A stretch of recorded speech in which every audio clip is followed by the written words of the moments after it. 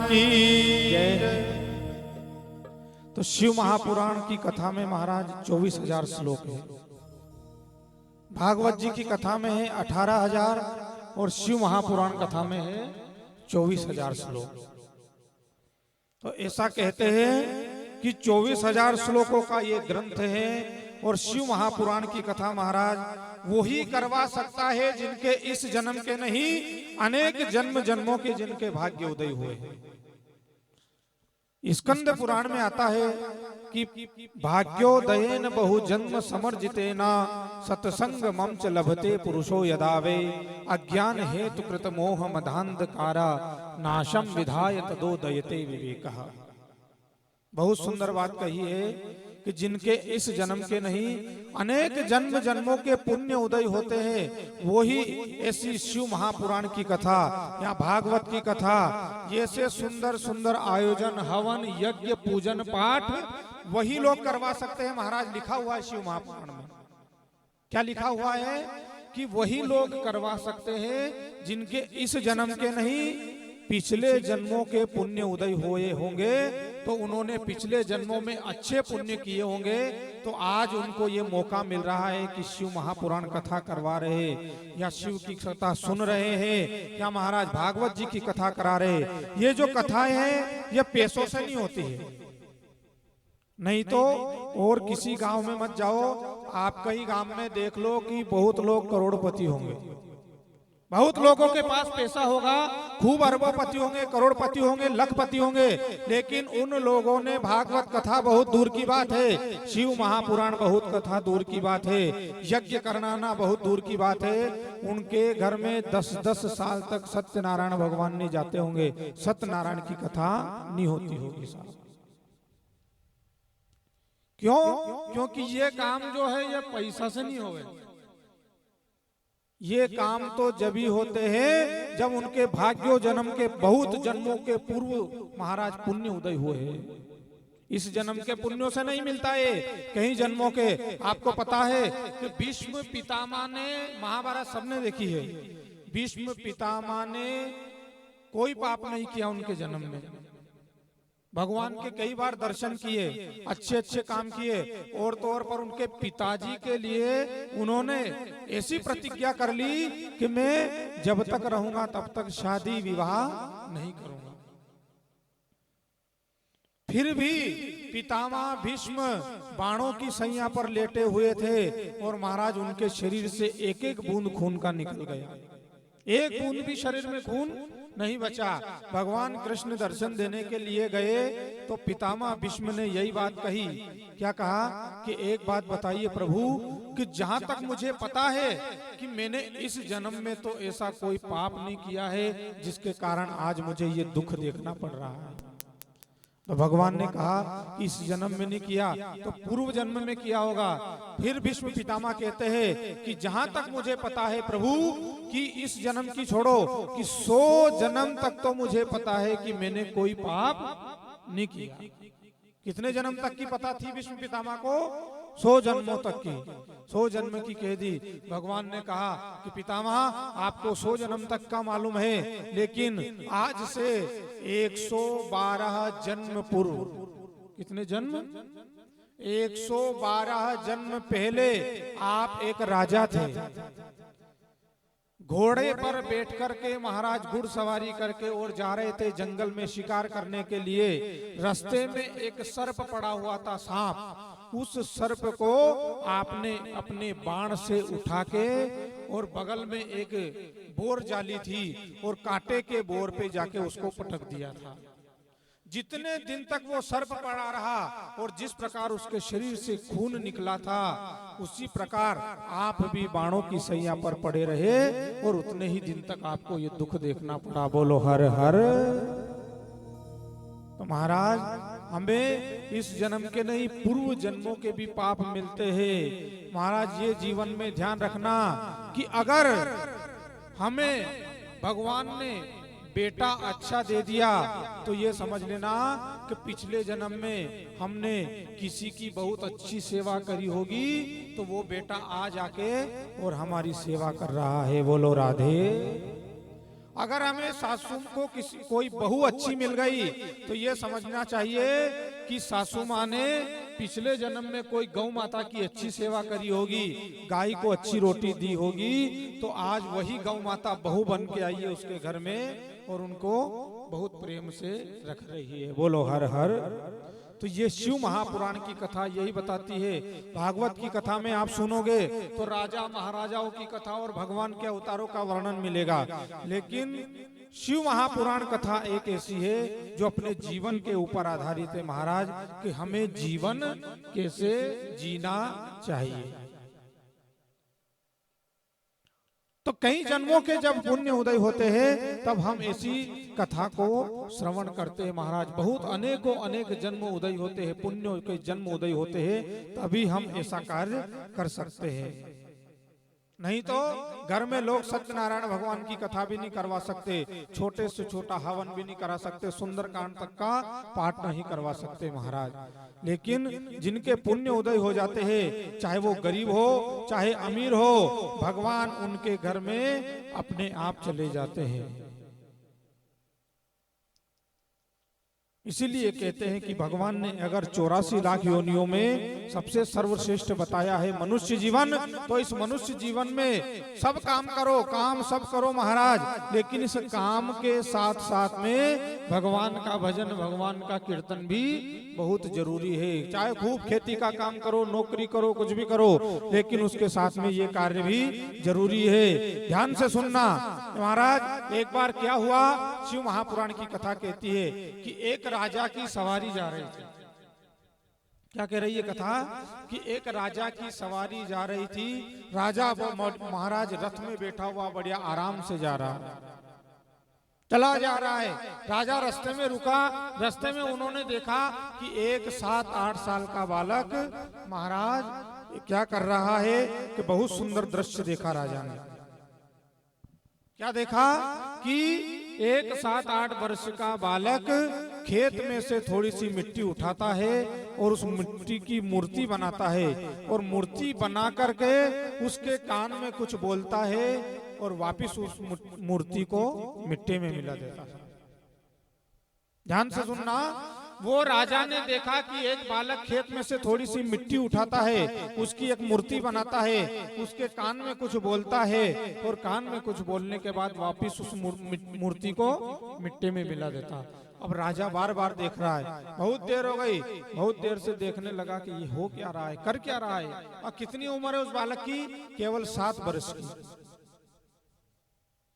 राजा रथ में से उतरा और रथ में से उतर के महाराज उस बालक के पास गया और उस बालक से कहने लगा कि बेटा एक बात बता, कि मैं बहुत देर से देख रहा हूँ कि तू खेत में से मिट्टी उठाता है और मिट्टी को उठा करके उसकी मूर्ति बनाता है, और मूर्ति को उठा करके उसके कान में कुछ बोलता है और फिर उस मूर्ति को तू वापिस उसी में मिला देता है। क्या कारण है इसका? तो राजा से उस 7 वर्ष के बालक ने कितनी अच्छी बात कही, ध्यान से सुनना, कि 7 वर्ष के बालक ने कहा कि राजन, मैं खेत में से मिट्टी उठाता हूँ, उसकी मूर्ति बनाता हूँ, और आपने कहा कि उसके कान में क्या बोलता है, तो उसके कान में मैं कुछ भी नहीं बोलता हूँ, उसके कान में एक ही बात बोलता हूँ कि बोल, कि क्या, कि बोल ओम नमः शिवाय। क्या बोल रहा है वो बालक, कि बोल ओम नमः शिवाय। और जब वो मूर्ति अगर ओम नमः शिवाय नहीं बोलती तो वापिस में उसको मिट्टी में मिला देता हूं। तो इसका क्या अर्थ है? तो वो राजा से कहने लगा कि इसका एक ही अर्थ है कि हम सब जो भगवान ने दुनिया बनाई है, ये काई की बनाई है, मिट्टी की। किस चीज के बने हुए हैं अपन? सब लोग मिट्टी के बने हुए हैं। तभी तो एक भजन आता है कि माटी का खिलौना माटी में मिल जाएगा, मान मेरा कहना नहीं तो पछताएगा। वो राजा कहता है कि ये 7 वर्ष का बालक है और बातें कितनी बड़ी बड़ी करता है। कहता है कि भगवान से मिलने के लिए, भगवान के लिए नाम जप करना पड़ेगा, कीर्तन करना पड़ेगा, भजन करना पड़ेगा, सत्संग करना पड़ेगा। और 7 वर्ष का बालक इतनी बड़ी बड़ी बातें कर रहा है कि माटी के बनाए हैं वो सभी मनुष्यों को, और थोड़े दिन बाद अगर जो भगवान का जन्म ले लेता है, मनुष्य का जीवन ले लेता है, और अगर भगवान का भजन नहीं करता हो तो उसको आखिर में मिट्टी में मिलना पड़ता है। बोलो हरे हरे। तो इसीलिए तो कहते हैं महाराज, तो उस राजा ने मन में विचार किया कि ये 7 साल का है। कितने साल का है? 7 साल का है। और जब ये 7 साल का होकर के ही इतनी बड़ी बड़ी बातें कर रहा है, तो जब ये बड़ा होगा तो बड़ा होकर के तो महाराज न जाने कौन सा कितना बड़ा विद्वान बन जाएगा। तो उस राजा ने मन में विचार किया कि एक काम करते हैं कि इस बालक को अपने राजमहल में ले चले, तो वहां का इसको मंत्री पद सौंप देंगे, तो अपने राजकाज में कोई भी कार्य में महाराज बाधा आएगी तो ये बालक इसका निवारण बहुत जल्दी कर देगा। क्योंकि जब 7 साल का बालक ही इतनी अच्छी विद्वानों जैसी बातें करता है, तो जब ये बड़ा हो जाएगा तो इसके भीतर और बहुत ज्यादा ज्ञान आ जाएगा। राजा ने जैसे ही कहा, उस बालक ने राजा ने जैसे ही मन में विचार किया, तो उस राजा ने कहा उस बालक से, 7 साल के बालक से क्या कहा कि बेटा एक काम करो कि क्या कि तुम मेरे साथ में चलो और मेरे राजमहल में ही रहना। तो उस 7 साल के बालक ने कितनी अच्छी बात कही, ध्यान से सुनना। उस 7 साल के बालक ने कही राजा से कि राजा मैं घर तो चलूं, लेकिन एक शर्त पर चलूंगा। मेरी 4 शर्तें हैं, उन चारों शर्तों को अगर तुम पूरा कर दोगे तो मैं तुम्हारे साथ चलने के लिए तैयार हूं। अब राजा ने सोची कहो 7 साल का बालक है, छोटी मोटी शर्तें होंगी, क्या मांगेगा ये? खेल खिलौना मांग लेगा, इससे ज्यादा और क्या मांगेगा। तो उस राजा ने कहा कि जाओ मैं तुम्हारी चारों शर्तों को पूरा करूंगा, चलो तुम हमारे राजमहल में। तो उस बालक ने कहा कि महाराज बाद में जाऊंगा, पहले मेरी 4 शर्तों को सुनो और उसको पूरा करो, इसी के बाद में तुम्हें राजमहल में, तुम्हारे राजमहल में जाऊंगा। बोलो हरे हरे। तो 4 शर्तें कौन कौन सी मांगी, ध्यान से सुनना। 7 साल का बालक मांग रहा है आज राजा से कि 4 शर्तें कौन कौन सी है, राजा ने कही। तो वो बालक कहने लगा कि 4 शर्तें मेरी ये महाराज, कि सबसे पहली शर्त मेरी ये है कि मैं भोजन करूंगा। पहली शर्त क्या मांगी कि मैं भोजन करूंगा और आपको भूखे रहना पड़ेगा। पहली शर्त क्या मांगी कि मैं भोजन करूंगा और आपको भूखा रहना पड़ेगा। और दूसरी शर्त मांगी कि मैं तो सोऊंगा और आपको जगना पड़ेगा। 2 शर्त हो गई। और तीसरी शर्त मांगी कि महाराज हम कपड़ा पहनेंगे, मैं तो वस्त्र धारण करूंगा, कपड़ा पहनूंगा, लेकिन आपको नंगा ही रहना पड़ेगा। बोलो हर हर। कैसी शर्त मांग रहा है। और चौथी शर्त मांगी महाराज कि जब भी मेरे ऊपर कोई समस्या आए, जब भी मेरे घर के ऊपर कोई आपत्ति आए, जब भी मेरे ऊपर कोई आपत्ति आए, तो मेरे ऊपर आपत्ति ना आ सके उससे पहले आपको उसको निवारण करना पड़ेगा। बोलो हर हर। अब बताओ महाराज ये शर्तें कौन पूरी करेगा। क्या मांगा उस बालक ने कि मैं तो सोऊंगा और आपको जगना पड़ेगा। अब बताओ आपसे कोई कहे कि महाराज जजमान जी मैं तो सोऊंगा और आपको पूरे जीवन भर जगना पड़ेगा, तो आप करोगे क्या? नहीं कर सकते। दूसरा कि मैं तो महाराज खाऊंगा और आपको भूखे रहना पड़ेगा, ये भी कोई नहीं मांग सकता कर सकता। तीसरे नंबर पे कि महाराज मैं तो कपड़ा पहनूंगा और आपको बिना कपड़ों के रहना पड़ेगा।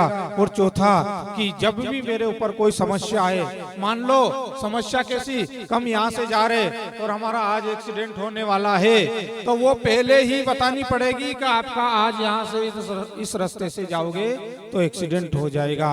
ये 4 शर्तें जब उन्होंने मांगी तो वो राजा ही चक्कर में पड़ गया। राजा ने कहा ये तुम्हारी 4 शर्तें कौन पूरी करेगा, हम नहीं करेंगे 4 शर्तें। तो उस बालक ने कहा ये 4 शर्तें आप पूरी नहीं कर सकते हो तो मैं आपके घर नहीं चलने वाला। जोर से बोलो हर हर। क्या कहा उसने कि मैं आपकी ये शर्तें पूरी नहीं कर सकता हूँ। तो मैं राजा ने कहा कि मैं आपकी शर्त पूरी नहीं कर सकता हूँ। तो उसने कहा बालक ने कि मैं भी आपके घर नहीं चलने वाला हूँ। आज जैसे ही कहा तो वहाँ राजा ने कहा कि तुम मेरे घर चलो या मत चलो, लेकिन एक बात बताओ कि क्या कि ये 4 शर्त तुम्हारा इस दुनिया में कोई है जो पूरी कर रहा है, इस संसार में कोई है? तो उस बालक ने कहा कि हाँ है। कि कौन है? कौन है?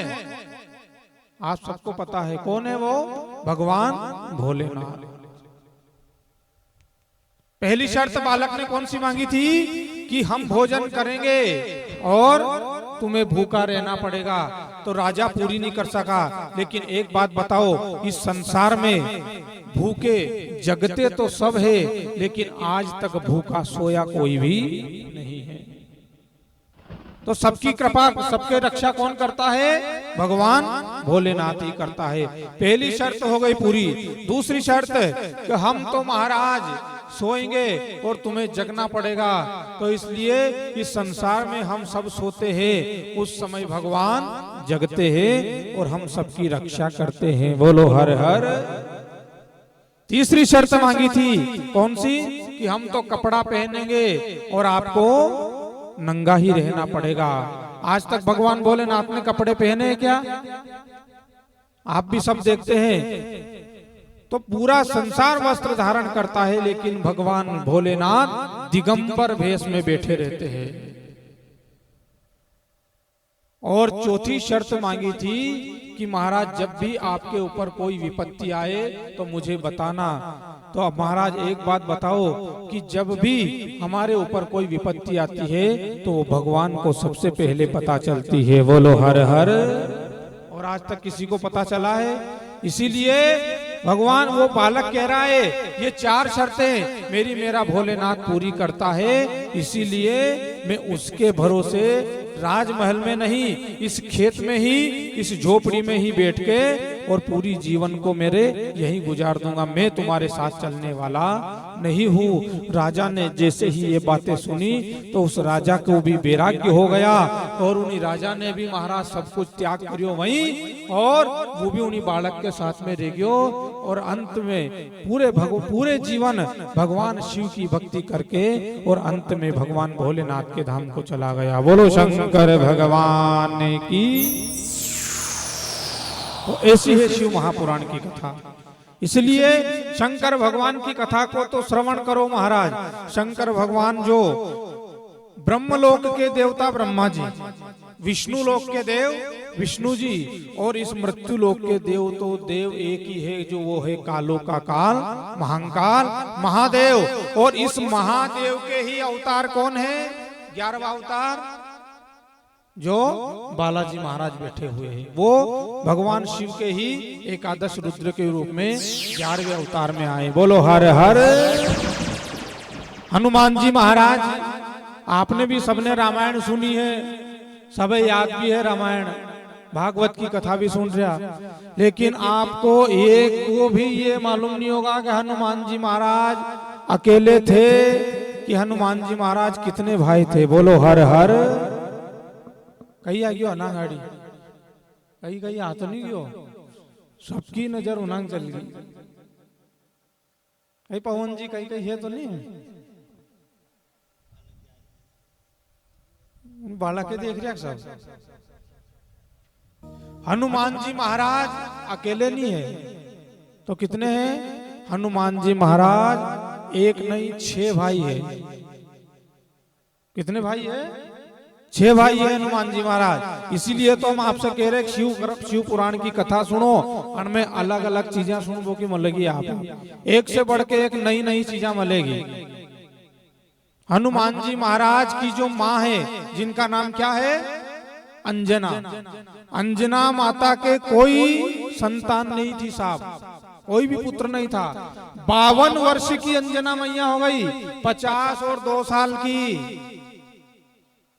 अंजना हो गई, लेकिन उनके घर में कोई संतान नहीं हुई। तो अंजना ने उनके पति से कहा, क्या कहा? कि एक काम करो कि जब संतान ही नहीं हो रही है तो फिर क्या करे? तो उनके पति ने कहा कि एक काम कर कि भगवान शिव की भक्ति कर, भगवान शिव की भक्ति करेगी तो तुझे पुत्र की जरूर प्राप्ति होगी। अंजना मैया बैठ गई और ओम नमः शिवाय का जाप करने लगी। करती रही 52 वर्ष की अंजना मैया हो गई। तो भगवान भोलेनाथ ने माता पार्वती से कहा कि जाओ पूछ के आओ कि ये अंजना किस लिए तपस्या कर रही है, किस लिए तप कर रही है। पार्वती मैया गई और पार्वती जी ने जाके पूछा, क्यों अंजना किस लिए तप कर रही हो? कि मैं पुत्र के लिए तप कर रही हूँ। किस लिए? पुत्र के लिए तप कर रही हूँ। कि पुत्र के लिए तप कर रही है, कैसा पुत्र चाहिए तुझे? जैसे ही पार्वती मैया ने कहा कैसा पुत्र चाहिए, तो अंजना ने कह दिया कि शिव के जैसा पुत्र चाहिए। बोलो हर हर। शिव के जैसा पुत्र चाहिए। पार्वती मैया गई भोलेनाथ से कहने लगी कि ऐसे ऐसे कह रहे वो तो कि शिव के जैसा पुत्र चाहिए। तो भगवान भोलेनाथ ने कहा कि इस संसार में मेरे जैसा तो कोई है नहीं, इस संसार में मेरे जैसा तो कोई है नहीं। तो एक काम करो, स्वयं मैं ही तो बालक बन के चला जाऊं। तो महाराज शंकर भगवान ही स्वयं उनका तेज पुंज गिरा और तेज पुंज जब उनका लेके जा रहे थे तो वो 6 टुकड़ों में बट गया था। कितने टुकड़ों में? 6 टुकड़ों में बटा। 6 पुत्र, एक के ही 6 पुत्र हुए, जिसके 6 के नाम, एक का नाम हनुमान, दूसरे का नाम गतिमान, तीसरे का नाम रतिमान, चौथे का नाम रतिमान, पांचवे का नाम मतिमान और छठे का नाम केतुमान। ये 6 भाई है। हनुमान, गतिमान, रतिमान, रतिमान महाराज ऐसे कहते हैं कि मान लो शिव महापुराण में आया है कि जो लोग, कोई महाराज जो मान लो किसी की दुकान, किसी ने दुकान लगाई, कोई व्यापार कर रहा है, कोई धंधा कर रहा है, कोई महाराज कोई भी खेती कर रहा हो, कोई भी काम कर रहा हो, और अगर उनकी दुकान नहीं चल रही हो, मान लो किसी ने गाड़ी ली हो, गाड़ी नहीं चल पा रही हो, दुकान नहीं चल रही हो, व्यापार नहीं चल रहा हो और धंधा नहीं चल रहा हो, तो महाराज इसमें बहुत सुंदर बताया है कि हनुमान जी महाराज के मंदिर में जाओ। कहाँ जाओ? हनुमान जी महाराज के मंदिर में जाओ और उनके दाहिने पांव की सिंदूर, थोड़ी सी दाहिने पांव की सिंदूर निकाल कर और महाराज अपने घर लेके आओ। दुकान हो, व्यापार हो, गाड़ी हो, धंधा हो, कोई भी हो, तो महाराज दाहिने पांव की जो सिंदूर लेके आए हो उसका साथिया बना दो स्वस्ति। और वो जब साथिया बनाओ तो उस समय हमें हनुमान जी का नाम नहीं लेना है, हनुमान जी का जो भाई है जिसका नाम है गतिमान, उस गतिमान का नाम लेकर के, और महाराज जो हम अगर कोई भी स्वाथिया बना देंगे और कोई भी गतिमान के नाम से कुछ भी बना के और उनकी पूजन कर देंगे हनुमान जी महाराज की, तो ऐसा कहते हैं कि धीरे धीरे धीरे धीरे धीरे उसकी दुकान, व्यापार, धंधा महाराज अपने आप बढ़ने लगेगा। बोलो हर हर, जोर से बोलो हर हर। तो यही शिव महापुराण की कथा में ऐसी ऐसी चीजें बताई है महाराज। और बहुत सुंदर बात बताई है कि जो इस शिव महापुराण की कथा को, क्या कहा है, जो इस शिव महापुराण की कथा को प्रथम दिन से ही सुनता है, शुरू के दिन से ही सुनता है, उसकी सभी मनोकामनाएं पूर्ण होती है। और जो सच्चे मन से झोली फैला करके, जो सच्चे मन से भगवान भोलेनाथ से जो भी मांगता है, उसकी सारी भगवान भोलेनाथ सभी मनोकामनाओं को पूर्ण करते हैं। और जिस गांव में, जिस क्षेत्र में, जिस नगर में, जिस घर पे एक बार शिव महापुराण की कथा हो जाती है, ये समझ लो कि उसने एक राजसूय यज्ञ कर लिया। बोलो हर हर। कौन सा यज्ञ कर लिया? राजसूय यज्ञ, जो आजकल नहीं कर सकते हैं, पहले के राजा महाराजा करते थे महाराज, अपने बस की बात नहीं है। तो जो शिव महापुराण की कथा जिन्होंने संकल्प लेके एक बार सुन लिया, करवा लिया, सुन ली, और जिनके गांव में, क्षेत्र में महाराज शिव महापुराण की कथा हो गई, ये समझ लो कि वो सभी यज्ञों से बढ़कर राजसूय यज्ञ के बराबर बताया है। बोलो हर हर। राजसूय यज्ञ के बराबर ऐसी शिव की महिमा है। और महाराज जिन्होंने 4 धाम की यात्रा नहीं करी हो, सुन लेना, जिन्होंने चार धाम की यात्रा नहीं करी हो, कभी वृंदावन मथुरा नहीं गए हो, उज्जैन नहीं गया, द्वादश ज्योतिर्लिंग दर्शन करने के लिए नहीं गए, वैष्णो देवी दर्शन करने के लिए नहीं गए, कहीं कभी भी किसी तीर्थ स्थान पर नहीं गए, वो भी अगर बैठ करके और 7 दिन तक शिव महापुराण की कथा श्रवण कर लेता है तो उसे 4 धाम की यात्रा करने का फल मिल जाता है। बोलो हर हर। सुन लीजिए मां साहब, 4 धाम की यात्रा करी कि नहीं करी थाने?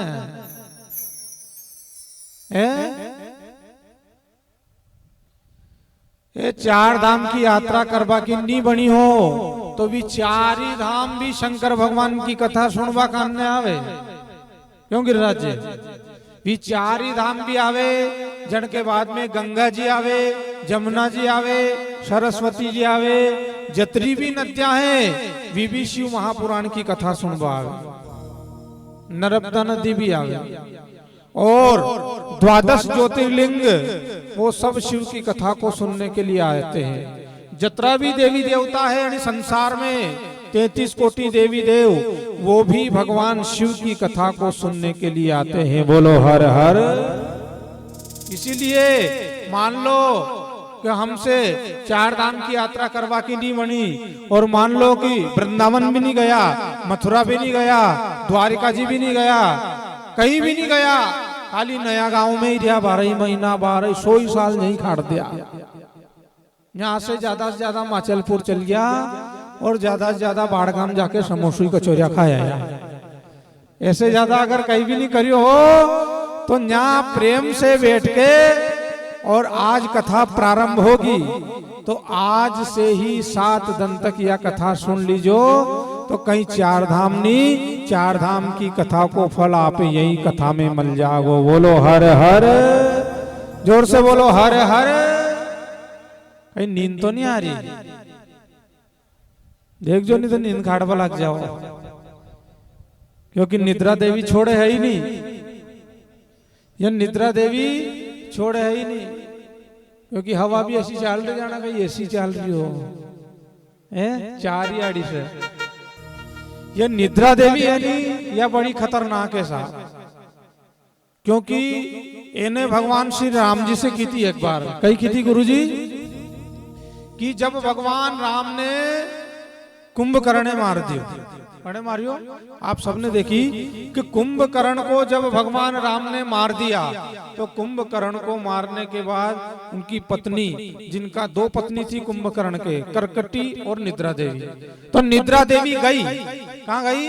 भगवान राम के पास में। और भगवान राम के पास में जाके खेवा लगी कि हे प्रभु आपने घनी बरी करी कि क्यों? कि आपने मेरे पति को मार दिया है, अब आपसे मुंह बदला लेके रुआ। तो निद्रा देवी ने की कई करेगी, लड़ेगी मार से कि लड़ू तो है ही नहीं। तो फिर कि एक बात बताओ भगवान कि बैकुंठ में कौन जाता है, स्वर्ग में कौन जाता है? तो भगवान ने कह दी जो कथा सुनते हैं, जो सत्संग करते हैं, जो प्रवचन सुनते हैं, जो भगवान का नाम लेते हैं, वही महाराज बैकुंठ में जाते हैं। तो निद्रा देवी ने की यही तो सबसे बढ़िया उपाय है हमारे पास में कि कसो कि जहाँ भी कथा सत्संग होगी और जो भी घरे माला लेके बैठेगी और जो भी घरे माला लेके बैठेगा, भगवान के सामने बैठेगा, सत्संग करेगा, कीर्तन करेगा, तो उनका सिर पे जाकर मुंह बैठ जाऊंगा। तो गुरुजी जो कथा बाजवा वाला रहेगा ये तो कथा बाचेगा और श्रोता और जो आराम से 1 घंटा 2 घंटा जैसे ही 3 बजी और 3 बजते ही गुरुजी कहेगा बोलो शंकर भगवान की। तो फिर भी शोभा वाला उठेगा और शोभा वाला उठेगा तो बगल वाला पूछेगा उनसे, कहो गुरुजी ने कथा कसी बाची? तो शोभा वाला कहेगा आनंद आ गया साहब कथा में आज तो।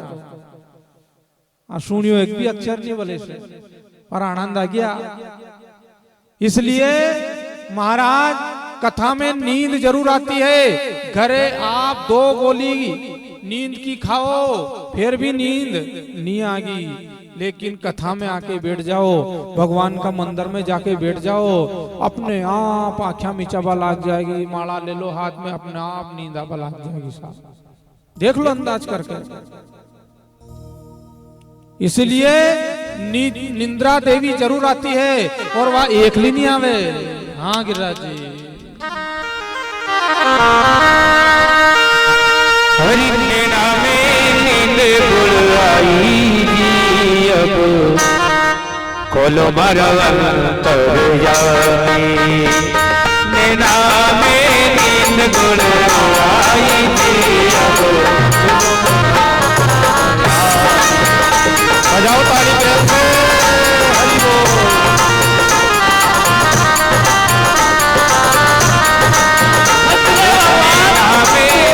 गुण आई जी अब बोलो मरवंतर जाई।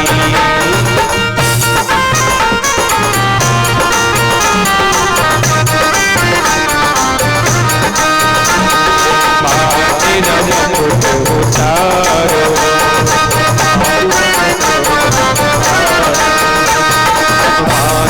मुकुट उतारो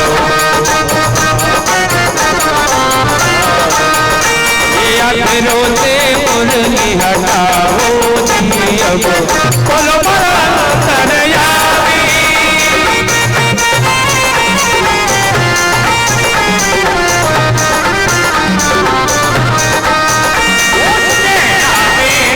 गुण आई जी अब बोलो मरवंतर जाई।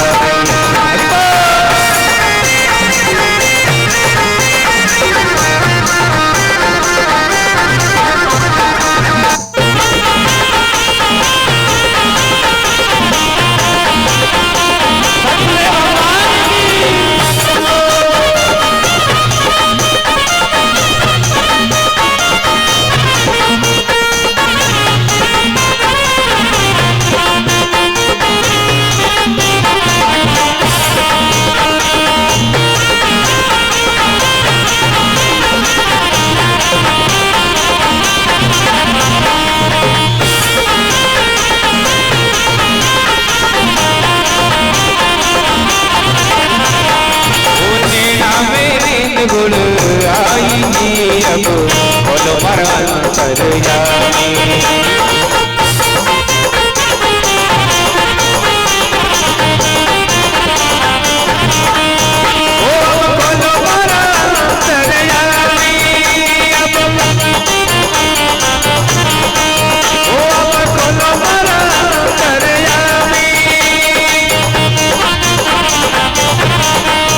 गुण आई अब बोलो मरवंतर जाई।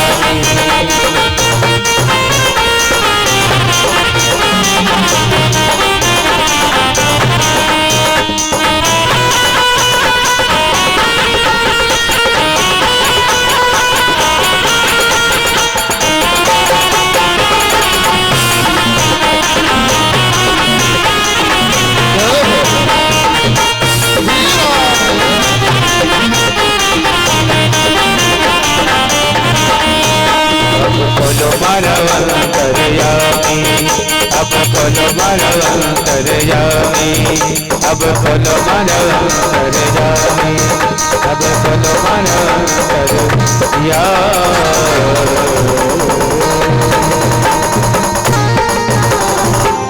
और शंकर भगवान की जय हो। इसलिए महाराज कथा में दो लोग जरूर आते हैं। बोलो हर हर महादेव। जोर से बोलो थोड़ा हर हर महादेव। ज्यादा ऊपर हाथ मत कर दीजिए नहीं तो बोलना हाथ खींच भी सके।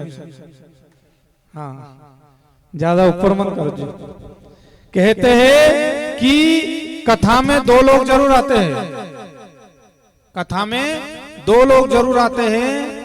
एक तो आती है निद्रा देवी। कौन आती है?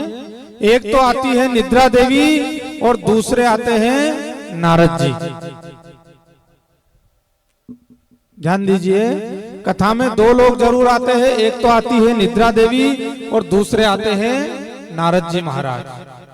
अब निद्रा देवी जब आए तो सबे मालूम पड़ जाएगी निद्रा आ गई, नींद आ गई तो सबे मालूम पड़ जाए साहब कि इसको नींद आ रही है। नींद आती है तो सबको पता चलता है, लेकिन नारद जी का पता नहीं चलता है।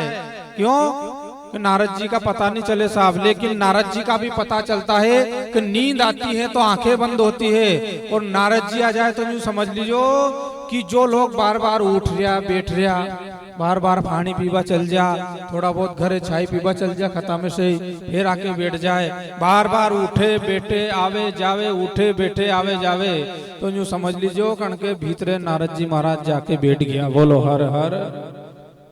क्यों? क्योंकि नारद जी महाराज को श्राप लगा है साहब। क्या श्राप लगा है? कि 2 घड़ी से ज्यादा वो एक आसन पे नहीं बैठ सकते हैं। कितनी देर से? 2 घड़ी से ज्यादा एक आसन पे नहीं बैठ सके। इसलिए निद्रा देवी और नारद जी महाराज जरूर कथा में आते हैं। बोलो हर हर महादेव। और निद्रा देवी अकेली नहीं आती है, अणके है 3 छोरा छोरी। कतरा छोरा छोरी है? 3।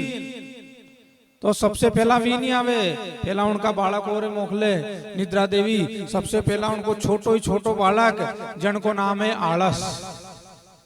कई नाम है? तो नींद आवा से पहला कई आवे मां साहब? आलस आवे। फिर उनकी बेटी आवे, उनकी छोरी, जे को नाम है बगासी। तो आलस आवे, फिर जे के बाद में उनकी छोरी अजा बगासी, फिर आखिरी में उनको मोटो ही मोटो बेटो आवे, जिसको नाम है झपका। कई नाम है? झपका। तो सबसे पहला नींद आवा से पहला आलस आवे, फिर बगासी आवे, और फिर झपका आवा लाग जा, और आखिरी में फिर अना 3 ही की मातेश्वरी आ जावे। तो गुरुजी तो कथा करे और जजमान बढ़िया आनंद के साथ में बोलो वृंदावन बिहारी लाल की। लेकिन महाराज जब ये बात निद्रा देवी ने राम जी से कही, तो राम जी ने कहा कि ठीक है देवी, मैं तेरी बात मानता हूँ, लेकिन जीवन में जब भी भगवान की कथा कहीं चलेगी, सत्संग कीर्तन कहीं होगा, प्रभु का भजन कहीं चलेगा, तो बीच बीच में जय जयकार करवा देंगे, राम का नाम ले देंगे, भगवान का भजन करा देंगे, भगवान का कीर्तन करा देंगे। तो मान लो निद्रा देवी अगर आती भी रहे और ताली बजा लो, थोड़ा बहुत नाच लो, थोड़ा बहुत गा लो और थोड़ी बहुत ताली बजा लो, तो निद्रा देवी आती आती भी अपने आप चल जा। बोलो हर हर। तो यो नियम उन्हीं दिन से चालू हो गयो। कौन दिन से? निद्रा देवी ने भगवान राम में की, तो राम जी ने कहा उसी दिन से ये नियम चालू हो गया कि भगवान का कीर्तन भजन बीच बीच में करना महाराज बहुत जरूरी है। अगर बीच में भजन नहीं करेगा तो निद्रा देवी छोड़ेगी नहीं फिर। इसलिए बीच में भगवान का भजन जरूरी है। और कलयुग में तो सबसे ज्यादा सत्संग का फल बताया है महाराज। सुमिर सुमिर नर उतरहि पारा। सुमिरन करते रहो बस भगवान का। ऐसा कहते हैं कि भगवान शिव के बिना तो राम जी का भी काम नहीं होता है। क्या कहा है? भगवान शिव के बिना तो राम जी का भी काम नहीं होता हमारा। अगर भगवान राम अगर रामेश्वरम में शिवलिंग नहीं बनाते तो रावण का कल्याण नहीं कर पा रहे थे। पहले शिव जी का शिवलिंग स्थापित किया, फिर उसमें से शंकर भगवान प्रकट हुए, और शंकर भगवान प्रकट होने के बाद उनको आशीर्वाद दिया, और आशीर्वाद दिया विजय भव का। जब भगवान शिव का आशीर्वाद मिलने के बाद राम जी ने रावण को हराया। तो बिना शिव की कृपा के तो राम भी कुछ नहीं कर सकते, और बिना शिव की कृपा के तो कृष्ण भी कुछ नहीं कर सकते है। कहा है कि क्यों? कि भगवान कृष्ण का विवाह हुआ और उनकी पत्नियां कितनी थी? 16,108। कितनी पत्नियां थी उनके? 16,108। लेकिन उनके कोई छोरा छोरी नहीं हुआ गुरुजी। भगवान कृष्ण के 16,108 पत्नियां थी, लेकिन उनके कोई बालक बालिका नहीं थे। तो वो अपना गुरुजी के पास में गए, और गुरुजी के पास में जाके उनसे कही कि क्या करें। क्या कहा उनने कि क्या करें? तो उनने कही एक काम करो कि क्या कि भगवान शिव का अभिषेक करो। गुरुजी ने बताया भगवान कृष्ण को कि भगवान शिव का अभिषेक करो। तो उन्होंने भगवान शिव का अभिषेक किया। एक दिन तक नहीं, भगवान कृष्ण ने हर एक पत्नी के साथ में 11-11 दिन तक अभिषेक किया था। कितने दिन तक अभिषेक किया? 11 दिन तक अभिषेक किया। और भगवान शिव जब प्रसन्न हो गए तो भगवान शिव ने आशीर्वाद दिया कि तुमने 11 दिन तक पूजन किया है, अभिषेक किया है, मैं तुम्हें वरदान देता हूं कि तुम्हें 11 पुत्रों की प्राप्ति होगी। तो उन्हें 10 तो छोरा हर पत्नी से और एक छोरी। भगवान कृष्ण के कितने? 16,108 पत्नी, उनमें से सब पत्नी से 10 तो बालक और एक बालिका। अब कतरा हो गया होगा परिवार में साहब, बोलो हर हर। ऐसा कहते हैं कि उनके घर का विस्तार इतना बढ़ गया था कि 56 करोड़ की जनसंख्या हो गई थी पूरी भगवान कृष्ण के परिवार की। लेकिन 56 करोड़ की होबा के बाद में भी आज तक उनके घर में कभी भी लड़ाई झगड़ा नहीं होया साहब, आज तक लड़ाई झगड़ा नहीं होया। और अपना घर में तो जैसे ही 2 से 4 होया और 4 से 5 होया कि अहीं का बर्तन तो अहीं पड़ेगा और वहीं का बर्तन दे दमादम, बोलो हर हर। पाचे वाली भी सुन रही कि नहीं सुन रही? कहीं कहीं ताका करे भी हो गया होगा 56 करोड़ को परिवार, फिर भी थे प्रेम से ही रहती होगा। तो महाराज प्रेम से रहना सिखाया। ये नहीं कि महाराज उन्होंने जनसंख्या पैदा करी, भगवान कृष्ण ने ये सिखाया है कि 1 से 2, 2 से 4, 4 से 8 भी हो जाओ तो प्रेम से रहो, क्योंकि अंत समय में तो सबको एक न एक दिन जाना है महाराज। इसलिए खा लो पी लो प्रेम से, आनंद के साथ में अपने जीवन को जीवो, बोलो हर हर। तो भगवान कृष्ण ने भी भगवान शिव का अभिषेक किया जब उनको संतान प्राप्त हुई। एक बार नारद जी महाराज ने पूछा भगवान से, राम से, क्या पूछा कि प्रभु आप कौन से भजन से प्रसन्न होते हो, कौन से जप से प्रसन्न होते हो, कौन से तप से प्रसन्न होते हो, कौन से यज्ञ से प्रसन्न होते हो, आप किस चीज से प्रसन्न होते हो? तो नारद जी महाराज ने जैसे ही भगवान श्री राम से पूछा तो राम जी कहते हैं कि न मैं जप से प्रसन्न होता हूँ, न यज्ञ से प्रसन्न होता हूँ, न तप से प्रसन्न होता हूँ, न पूजा से प्रसन्न होता हूँ, न पाठ से प्रसन्न होता हूँ। तो फिर किस से प्रसन्न होते हो? तो भगवान राम स्वयं कह रहे नारद जी से, क्या कह रहे कि जा पर कृपा न करहि पुरारी, सो न पाँव मुनि भगति हमारी। जिसके ऊपर भगवान शिव कृपा नहीं करते हैं वो भी मेरी भक्ति को नहीं पा सकते। ये स्वयं भगवान श्री राम कह रहे हैं। नारद जी कहते हैं इस संसार में कोई भी सुखी नहीं है महाराज।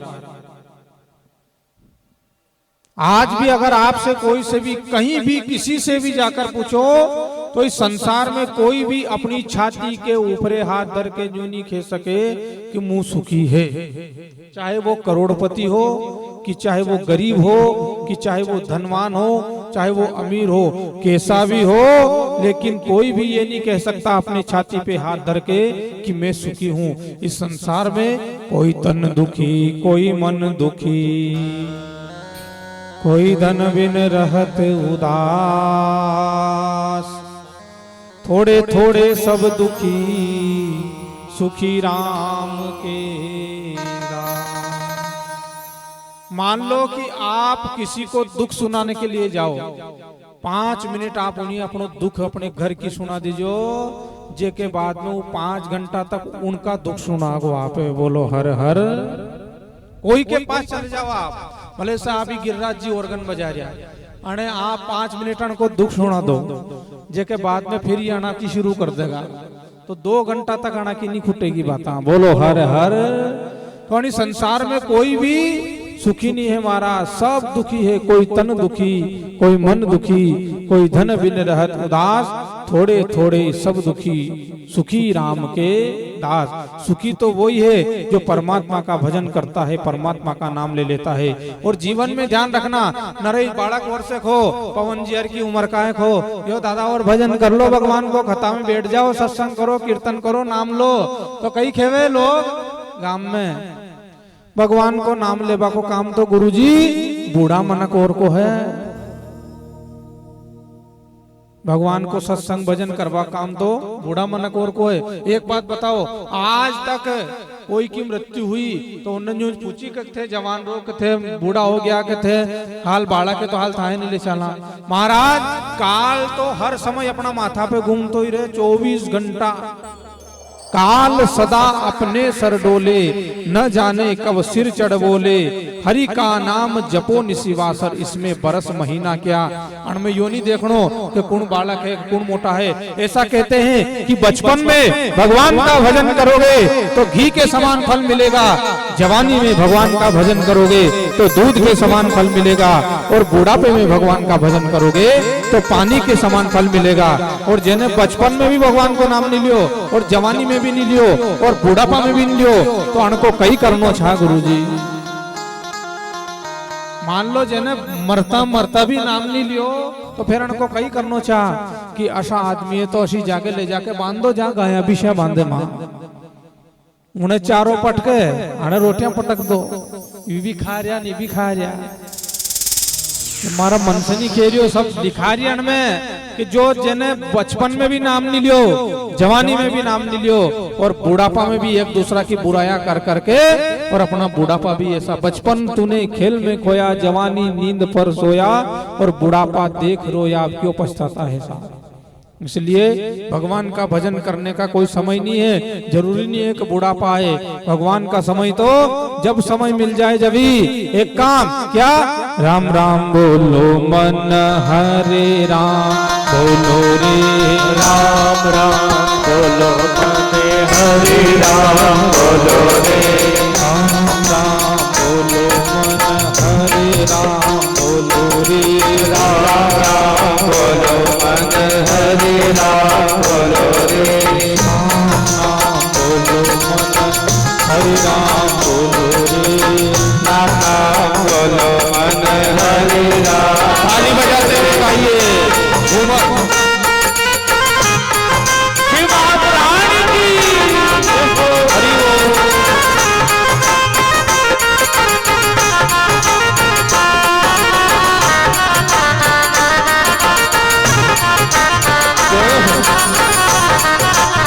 प्यार के महाराज की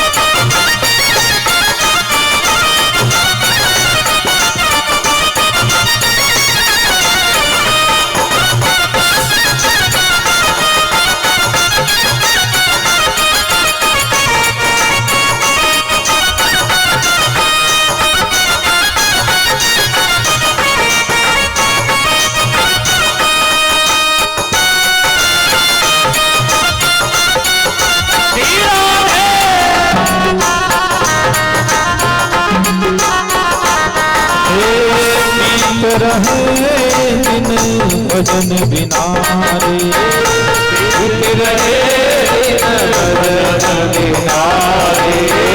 भजन बिना यहाँ जीना मना रे, भजन बिना यहाँ जीना मना रे। बीत रहे दिन भजन बिना रे, बीत रहे दिन भजन बिना रे। भजन बिना यहाँ जीना मना रे, भजन बिना यहाँ जीना मना रे। राम राम बोलो मन हरे राम, बोलो रे राम राम बोलो मन हरे राम, बोलो रे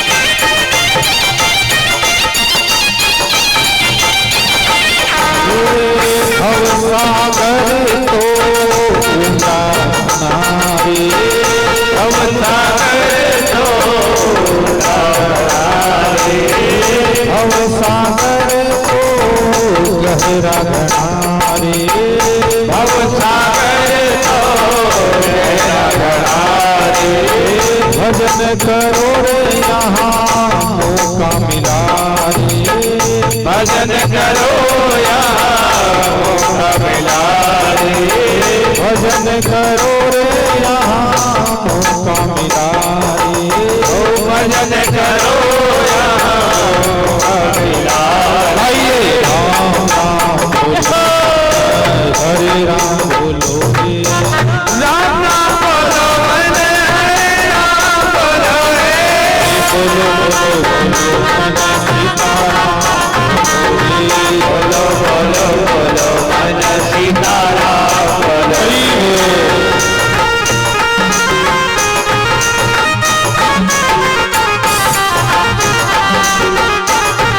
बालाजी महाराज की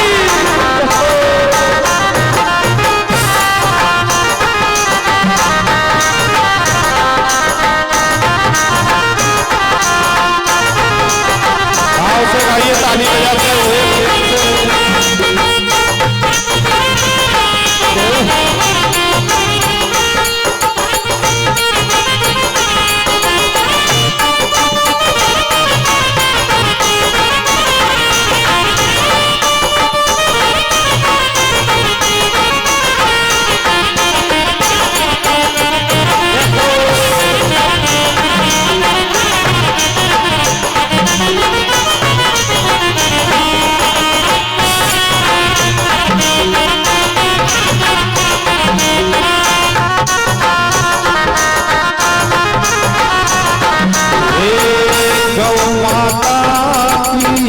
सेवा करो रे, गौ माता की सेवा करो रे, गौ माता की सेवा करो रे, गौ माता की सेवा करो रे, सेवा करो मेवा मिले रे, सेवा करो तो मेवा मिले रे, सेवा करो मेवा मिले रे, सेवा करो मेवा मिले। बोलिए राम राम बोलो, हरे राम बोलो रे, राम राम बोलो मन, हरे राम बोलो रे, राम राम बोलो मन, हरे राम बोलो रे, राम राम बोलो मन, हरे राम बोलो रे, राम राम बोलो मन, हरे राम बोलो रे, राम राम बोलो मन, हरे राम बोलो रे, राम राम बोलो मन, हरे। बोलो श्री रामचंद्र भगवान की जय हो, बोलो बालाजी महाराज की जय हो, बोलो शंकर भगवान की जय हो। तो भगवान का भजन करने का कोई समय नहीं है महाराज। भगवान का भजन तो जब चाहे जब, हरे राम राम बोलो मन, हरे राम बोलो रे, नाओ कि मत नाओ, आते जाते खाते पीते श्याम नाम बोलो रे। ऐसा कहते हैं कि सतयुग जब आया था तो सतयुग में तो बिना नहाए अगर भगवान का नाम ले लेते तो पाप लगता था। सतयुग में बिना नहाए अगर भगवान का नाम लेते तो पाप लगता। त्रेता में बिना नहाए भगवान का नाम लेते तो पाप लगता। द्वापर में बिना नाम नहाए धोए अगर भगवान का नाम लेते तो पाप लगता। लेकिन कलयुग में तो महाराज आते जाते खाते पीते श्याम नाम बोलो रे। कलयुग में तो बहुत अच्छी सुविधा दे दी महाराज। सतयुग में तो बड़े यज्ञ जप तप करने पड़ते थे तब परमात्मा मिलता। त्रेता युग में महाराज उल्टे लटक के तपस्या करनी पड़ती जदे भगवान मिलता। द्वापर युग में बड़ा बड़ा अश्वमेध यज्ञ कराना पड़ता जब भगवान मिलता। परानी कलयुग में यह कलयुग कर परम प्रतापा वो मानस पुण्य होई नहीं पापा। ये भी तुलसीदास जी ने कितनी अच्छी बात लिख दी। क्या कि और युगों में तो हम अगर मन में भी किसी के प्रति पाप की बात सोच लेते, मान लो दूसरों के प्रति अगर पाप की दूसरों को अगर बरोबर मन में सोच लेता नहीं तो उनको भी पाप लागतो। लेकिन कलयुग में कितनी अच्छी सुविधा कर दी कि मन में अगर दूसरों के प्रति अपन दूसरा की सोच भी ला तो को पाप नहीं लगे। कदे लगे वो जब उसके साथ में गलत करेंगे तभी पाप लगेगा। लेकिन अगर मन में अपन ने कलयुग में कोई अच्छा काम करवा की सोच ली, मान लो मन में अपन ने भगवान को नाम ले लियो तो उनको पुण्य जरूर मिलेगा। बोलो हर हर। तो कलयुग को यही प्रभाव है, यहाँ कलयुग कर परम प्रतापा मानस पुण्य हो ही नहीं पापा। इसलिए तुलसीदास जी ने लिख दिया क्या है, अरे कलयुग केवल नाम आधारा सुमिर सुमिर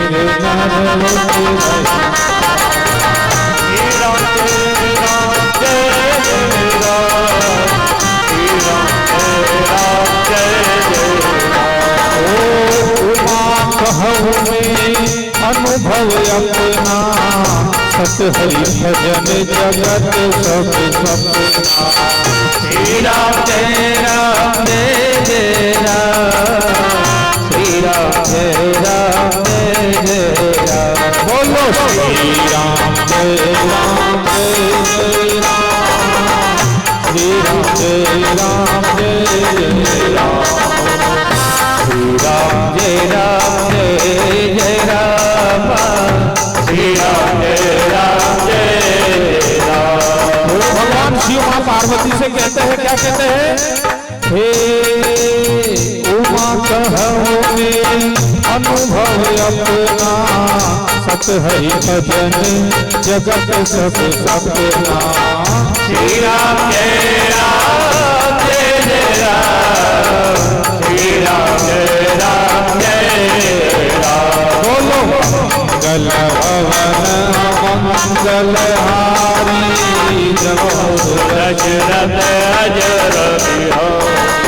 श्री राम जय राम जय राम, श्री राम जय राम जय राम। ओ श्री राम जय राम जय राम, श्री राम जय राम जय राम, श्री राम जय राम जय राम, श्री राम जय राम जय। बोलो श्री राम भगवान। तो कलयुग में तो भगवान शिव मां पार्वती से भी यही कह रहे, उमा कहूं मैं अनुभव अपना सत हरि भजन जगत सब सपना।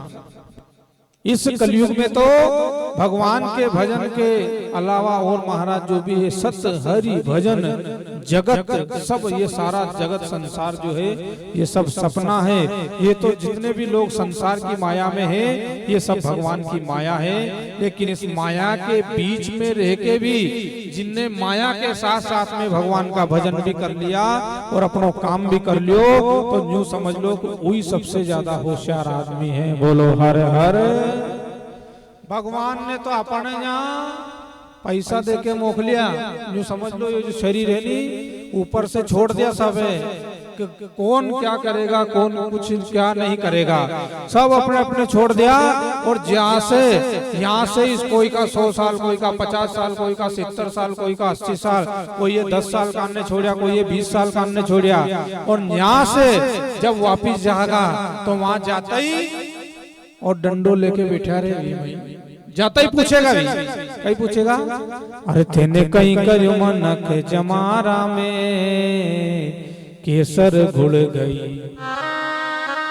फिर वहां खेगा, कहीं खेगा अरे कहीं कराओ भगवान कि कई अरे गाया घणी रे मारे भेषा घणी रे। तो कई कर रहे हो तो अरे मुँह तो रे गयो भेष चरावा में। के दादा छोरा छोरी हो गया होगा जगह बात तो छोड़ दे तो नहीं कि फिर उनका मांडा करिया कि जब उनका मांडा हो गया तो फिर तो छोड़ दो कि फिर तो भी तो खेती में लाग गया माए बीसा संभाला दी। कहे तो फिर 50 को हो गया जब तो छोड़ दे तो कि फिर भी नहीं छोड़ी 60 70 80 मरता मर जा अपन बीसा नहीं छूटे साहब। बोलो हर हर, जोर से बोलो हर हर। आगे वाला की तो यह होगी, पाचे वाले से पूछेगा भी कहीं थाए छोड़ रहा गई, वहां जाते ही पूछेगा भाई क्यों भाई कहीं करियो। अरे गुरुजी माँ के भी गाया बिशा गणी थी तो कहीं तू भी चरा रही कि मुँह चरा नहीं रही थी तो अरे मुँह तो रे गई गोबर फेंकबा में हीरो गवाए दियो कचरा में। तो सामा के तो गाया बिशा भी नहीं थी फिर कहीं में लग गया। अरे छोरा गणा रे माँ के छोरिया घणी अरे मुँह तो रे गई लाड़ लड़ावा में। और कोई के छोरा छोरी नहीं रे तो फिर सोनो गणो रे वो के चांदी घणी रे। फिर अरे मुँह तो रे गई उनकी देख रेख करवा में हीरो गवाए दियो कचरा में। हिसाब तो हो गई हो महाराज। मान लो कि आप अपने बेटे को माचलपुर सामान लेने के लिए भेजते हो, उन्हें 100 रुपया दिया और 100 रुपया देके कहेगा अतरा को सामान ले आ जाए 100 रुपया को। और जब वो बालक अपनो सामान लेके आ जावे, आलू ले आयो, टमाटर ले आयो, भट्टा बैंगन सब ले आयो, फिर आते थे उनसे पूछेगा उन्हें 100 रुपया को हिसाब लेगा कि नहीं लेगा कि कई कई लायो बता 100 रुपया को तो सब बता को कतरा कोई अतरा कोई हो। तो मान लो उन्हीं भगवान ने भी अपने मृत्यु लोक में भेजा तो यहाँ कई कान ने भेजा अच्छे कर्म करो। तो यहाँ से जाके और जैसे आप यहाँ से जाओगे तो वो ऊपरे वालों भी डंडो लेके बैठे है और हिसाब एक एक का पाई पाई का हिसाब पूछेगा साहब। बोलो हर हर। इसलिए कथा कहती है कि भगवान के भजन के लिए कोई उम्र नहीं होती है। भगवान के भजन तो जदे टेम मिल जाए जदे ही बैठ जाओ। खेती भी करो, खूब सोयाबीन काटो, गेहूं चना धना खूब काटो, पर बाकी को थोड़ो बहुत जदे टाइम रहे नहीं तो ओट लिया तोड़वा से है कि भगवान को नाम ले लो जो कल्याण हो जाएगा। बोलो हर हर। क्योंकि भगवान ने जो थोड़ी की कहते काम मत करो, खूब काम करो साहब ज्यादा से ज्यादा। और भगवान की यही कृपा कि भोलेनाथ की बीसी चाल रही, अब तो खूब लोग पैसा वाला होगा लग गया। और भगवान भोलेनाथ की तो जहाँ तक बीसी चलेगी नहीं वहां तक लोग आनंद में रहेगा पैसा की तरफ से तो साहब खूब आनंद में। और यही चावा में भी आशीर्वाद दा कि खूब भगवान सब पैसा वाला हो, लेकिन पैसा वाला होगा के साथ में धीरे धीरे धीरे धीरे धीरे ज्यादा लोभ में मत पड़ो और उसके साथ में भगवान का भजन कीर्तन सत्संग भी करते रहो। अब गांव में अणी खुणिया से उनी खुणिया तक फर्क क्या हो, कोई तो ताश का पत्ता जा टकरिया होगा, कोई बीड़िया अच्छा टकरिया होगा, कोई राजश्री फाड़ के मुंडा में घुट रहा होगा, देखते जाओ वहां से यहाँ तक। लेकिन और फुर्सत में ही होगा महाराज, कोई घर देरानिया जेठानिया लड़ रही होगा पर यहाँ नहीं आ सके भी खता सुनवा, कोई सासू मान बहुआ और लड़ रही होगा, उन्हीं लड़े से तो बढ़िया यहाँ के बैठ जाओ तो कथा तो सुनबो मिलेगी, कथा भी सुनबो मिलेगी, छाया भी मिलेगी, हवा भी मिलेगी, सत्संग भी हो जाएगा, भगवान को मंदिर भी। और यह गंगा जी बेरी है न्यू समझ लो, कई बीरी गंगा जी बीरी है। एक गंगा तो है वहां हरिद्वार में, कहाँ है हरिद्वार में, कई काम करे वहां। उन्हीं गंगा जी में जाके अगर डुबकी लगागा तो वो अपना कल्याण कर देगी, करेगी कि नहीं करेगी साहब। और एक गंगा है या तो यह गंगा अपना गांव में 7 दिन तक बीगी, तो जो 7 दिन तक में डुबकियां लगा लेगा नहीं तो उन्हीं गंगा में जावा की जरूरत नहीं पड़ेगी साहब। बोलो हर हर। इस गंगा में जिसने डुबकी लगा ली तो उस गंगा में जाने की जरूरत नहीं पड़ेगी। गंगा दो ही है और दोनों एक ही काम करती है, मोक्ष दिलाती है। खाली दो ही में एक फर्क है, बोलो राधे राधे। कई फर्क है, एक फर्क है कि उन्हीं गंगा जी में अगर मोक्ष पाणो हो तो आप यहाँ से झालावाड़ जानो पड़ेगो, टिकट करानो पड़ेगो रेल को, फिर उनमें बैठ के फिर हरिद्वार जागा, फिर वहां से उतर के और फिर गंगा जी का घाट पे जागा, कपड़ा खोल के गंगा जी में डुबकी लगागा, जद मोक्ष करेगी। वह गंगा में तो 4-5 दिन लगेगा, पैसा भी लगेगा, जद आपको मोक्ष होगो। लेकिन यह भागवत गंगा या शिव महापुराण की कथा गंगा ऐसी गंगा है, ना तो आपको 1 रुपयो लाग रही हो और न कहीं बैठवा जानो, न कहीं भी नहीं जानो। बस बढ़िया घर है, अच्छे से रोटी पानी करके और 12 बजे यहाँ आके बैठ जाओ। खाली 2-3 घंटा सो मत, जो रोज सो रहा उना 2-3 घंटा यहाँ लगा दो। 7 दिन तक इस गंगा में डुबकी लगा लो महाराज, आपकी जो भी मनोकामना है। शुरू में मैंने कहा था, लिखा है शिव महापुराण में कि जो सच्चे मन से सच्ची भक्ति से 7 दिन तक इस शिव महापुराण कथा गंगा को जो झोली पेला करके जो भी मांगता है उसकी सारी मनोकामनाएं पूर्ण होती है। बोलो हर हर। इसलिए शिव महापुराण की कथा गंगा को हमें आज से 7वें दिन तक श्रवण करना है।